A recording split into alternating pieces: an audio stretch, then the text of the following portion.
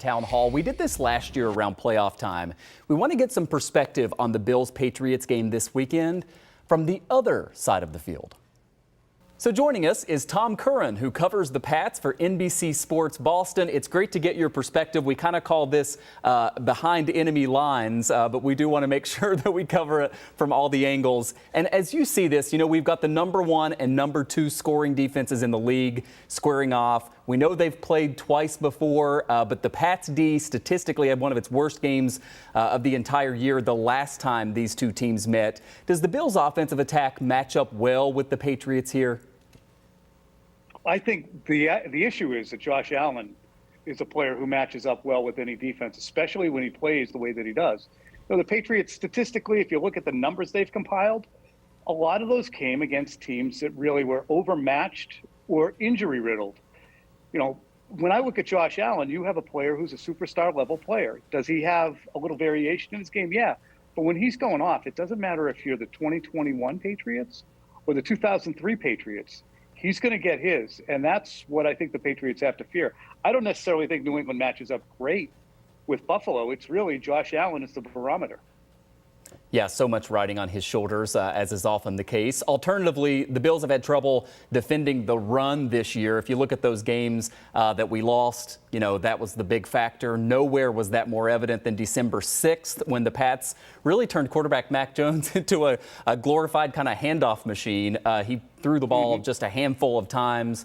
How do you see that playing out as we look toward this Saturday night's game? You have to imagine that Bill Belichick is going to look back to the game plan for that first time they met this season. Yeah, and I'm sure that Sean McDermott and his staff are going to look at that game plan too and say they're not doing that again. They're not going to walk in here and run straight across our chest and leave cleat marks on our sternum in front of our fans in the playoffs. I think this is a terrific opportunity if you're a Bills fan or a Bills player to say, look, we really got kind of embarrassed on that Monday night, and we now are lucky enough to have an opportunity to show that wasn't us. So, you know, the Patriots running game can flourish. The second meeting with Buffalo did a much better job, and the Patriots did have some intricacies that they hatched, did some unexpected things in their running game. But if Buffalo can get the Patriots into third down, 3rd and 4, 3rd and 5, a lot will be resting on Mac Jones, who's a rookie quarterback, as accomplished as he's been.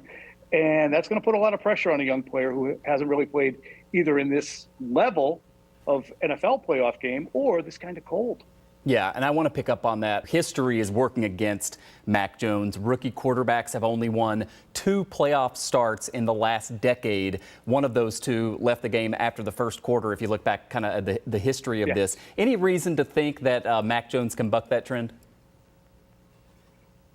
He doesn't have a better team, so I would not bet on that happening. The one thing he does have in his favor is when he's at his best, he doesn't make a lot of mistakes, and the Patriots will have to play absolutely, in my opinion, mistake-free to win the football game. Now, if he does have missteps, then you'll see that occur. Usually with teams that have a rookie quarterback, if you're in the playoffs at all, you're in a rebuild mode. Patriots are, for all their accomplishments, in a rebuild mode too. I think that this should be a Buffalo Bills kind of night, Saturday night. And hey, Tom, before we go, a lot of the conversation this week has been about the forecast for this weekend's game. Has that been a big talking point among those of you covering the lead up to this there in Boston?